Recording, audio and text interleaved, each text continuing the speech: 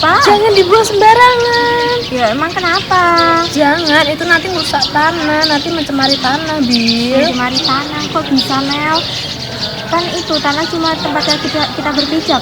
Ya enggak, tanah tuh punya banyak fungsi, tahu? Apa aja? Kamu pengen tahu? Kamu belum tahu fungsi tanah? Ya udah, kita lihat aja yuk, kita cari tahu ya.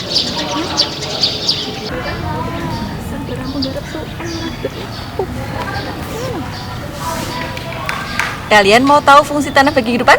Yuk kita cari tahu.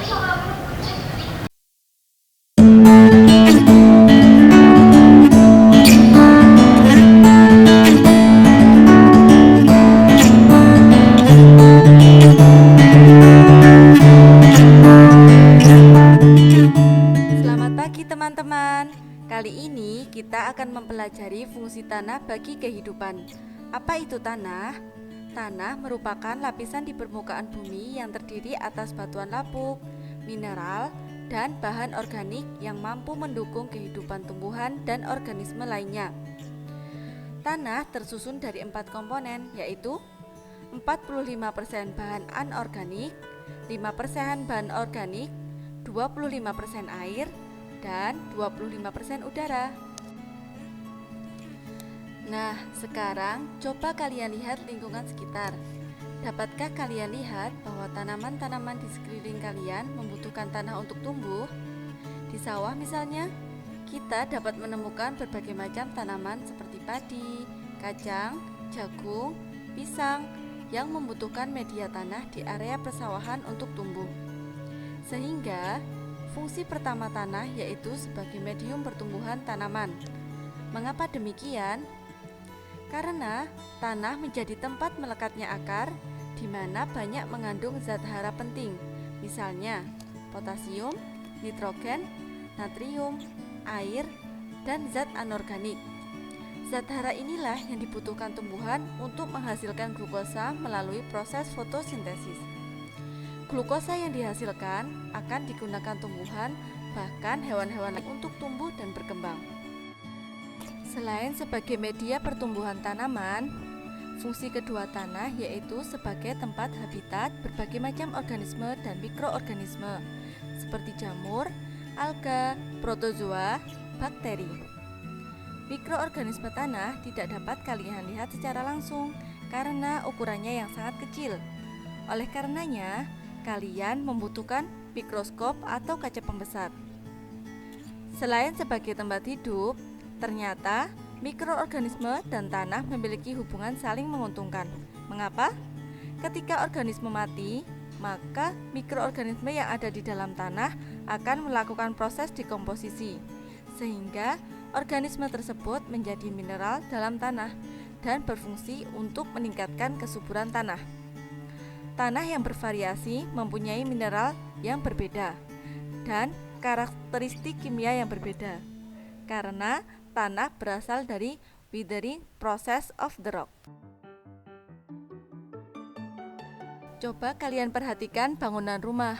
Menurut kalian, mengapa rumah tersebut dapat berdiri kokoh? Jadi, pondasi meneruskan beban ke tanah atau batuan yang ada di bawahnya, sehingga terjamin kedudukan bangunannya dan mencegah bangunan runtuh.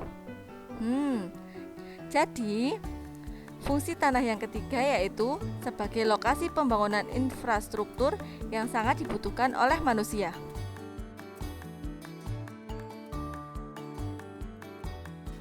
Ketika hujan turun, air hujan akan diserap dan ditampung oleh tanah. Sewaktu-waktu, air tanah ini akan memancar ke permukaan tanah yang kita kenal dengan mata air. Air banyak dimanfaatkan oleh hewan, tumbuhan, dan manusia. Air bersih yang berasal dari tanah biasanya dimanfaatkan untuk minum, mandi, mencuci, dan memasak oleh masyarakat.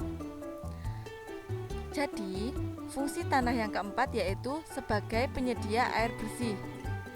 Coba bayangkan jika lapisan tanah sudah menjadi semen. Air hanya menggenang karena sulit terserap. Apabila air terlalu melimpah, akan menyebabkan banjir, seperti yang terjadi di kota-kota besar.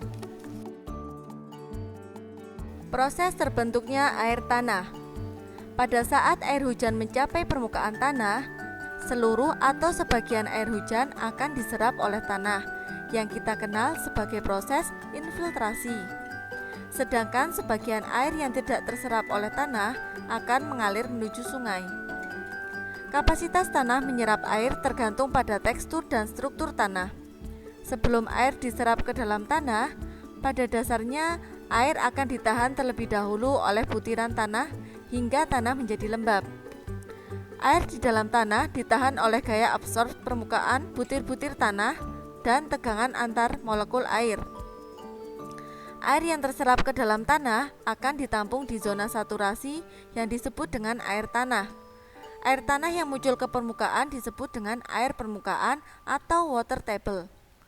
Air tanah muncul ke permukaan melalui sumur, sungai, dan mata air. Coba bayangkan apabila kita menutupi seluruh permukaan tanah dengan semen. Air sulit terserap ke dalam tanah dan kurangnya persediaan air tanah. Fungsi tanah yang kelima yaitu sebagai penyaring. Banyak bahan residu padat dan bahan lain yang berpotensi sebagai bahan pencemar seperti debu dan sedimen, serta bahan padat seperti kotoran ternak, night soil, dan buangan pabrik.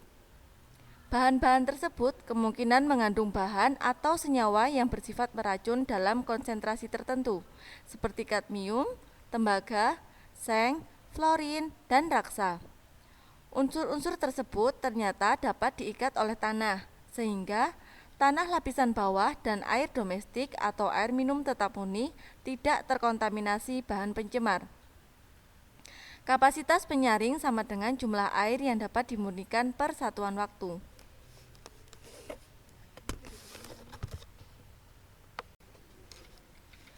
Untuk mengetahui fungsi tanah sebagai penyaring, perhatikan video percobaan penyaringan air oleh lapisan tanah berikut ini.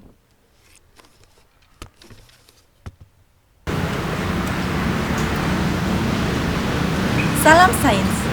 Sobat sains, kali ini kita akan melakukan percobaan penjernihan air keruh secara sederhana dengan memanfaatkan peran dan fungsi tanah sebagai penjernih air. Alat-alatnya yaitu: pertama, botol mineral yang telah dipotong menjadi dua seperti ini. Kemudian, air keruh yang akan kita jernihkan, tanah berpasir, kerikil, dan kapas sebagai pengganti sabut. Pertama, masukkan kapas yang telah kita sediakan ke dalam potongan atas botol air mineral.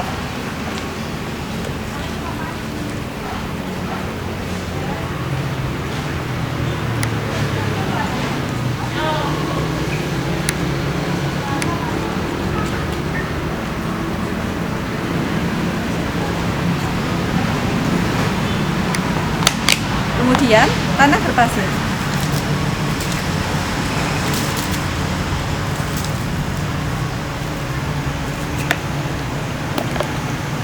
Kemudian, kerikil.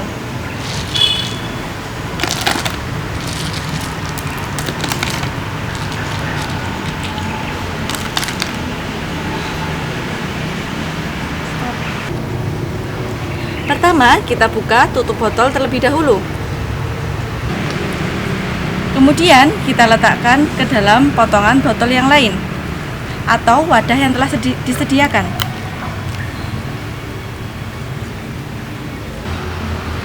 Air keruh yang telah kita sediakan kita tuangkan ke dalam penyaring.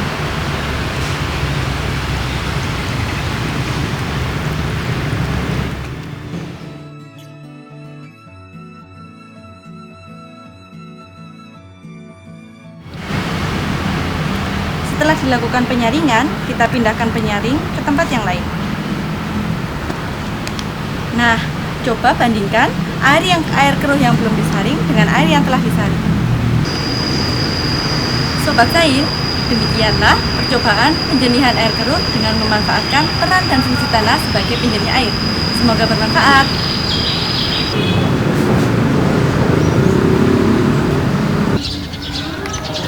Nah, dia sekarang udah tahu kan fungsi tanah itu apa aja? Tahu dong, ternyata banyak banget ya peran tanah. Jadi kita harus bisa menjaga lingkungan kita. Iya, Ya, aku juga bakal itu kok nggak buang sampah sembarangan lagi.